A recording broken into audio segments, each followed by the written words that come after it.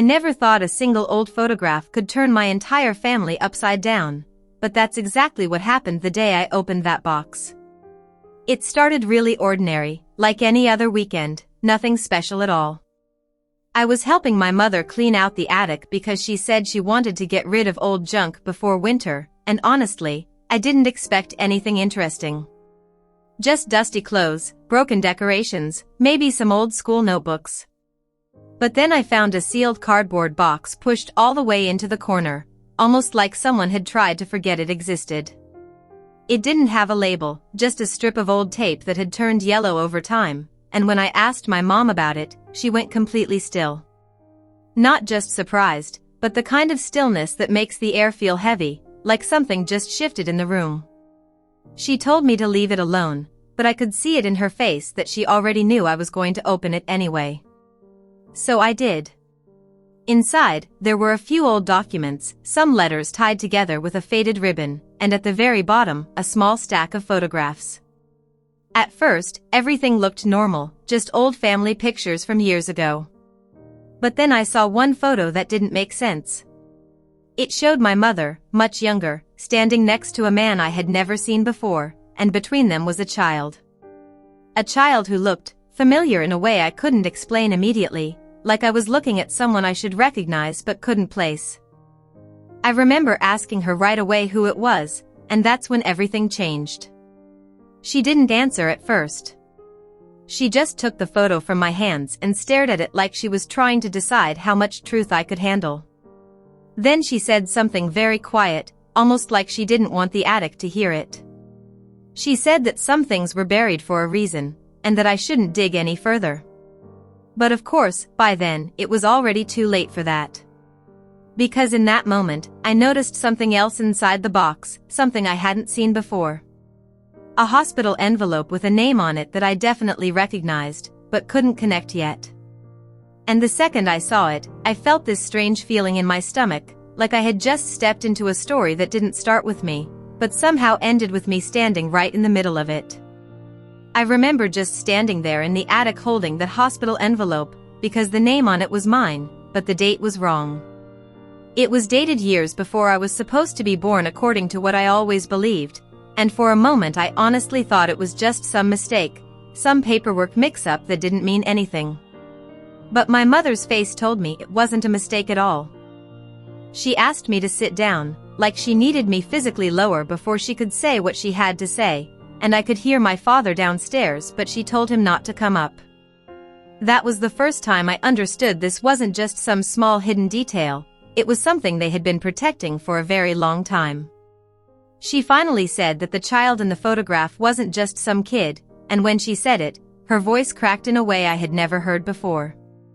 She told me that the child in the photo was her first daughter, born when she was very young, long before she ever met my father. She said she was pressured by her family back then, no stability, no support, and she made a decision she thought she could live with at the time. She gave that child up for adoption. And then she went silent again, like she was waiting for me to interrupt, but I couldn't. I just kept looking at the photograph, because the more I stared at it, the more the child's face didn't feel random anymore. It felt like looking at a blurred version of myself. Then she pointed at the hospital envelope in my hands and said my name wasn't just written on it, it was assigned later. She said I wasn't born into this family the way I thought I was. She said she adopted me years after losing her first child, and she never told anyone in the family the full truth because she was afraid everything would collapse if anyone knew. For a few seconds, I actually laughed, not because it was funny, but because my brain was refusing to accept it. I asked her how that was even possible, how she could just raise me for my whole life and never say a word, and she started crying and said she was terrified that if she ever told me, I would stop seeing her as my mother. But what shook me most wasn't even that. It was when she said the adoption wasn't random either. She had specifically chosen me. She told me that years after she gave up her first child, she kept going back to the same hospital records and adoption listings, like she was searching for something she couldn't explain. And one day, she saw my file. A baby born in the same hospital, abandoned shortly after birth, no extended family claiming me.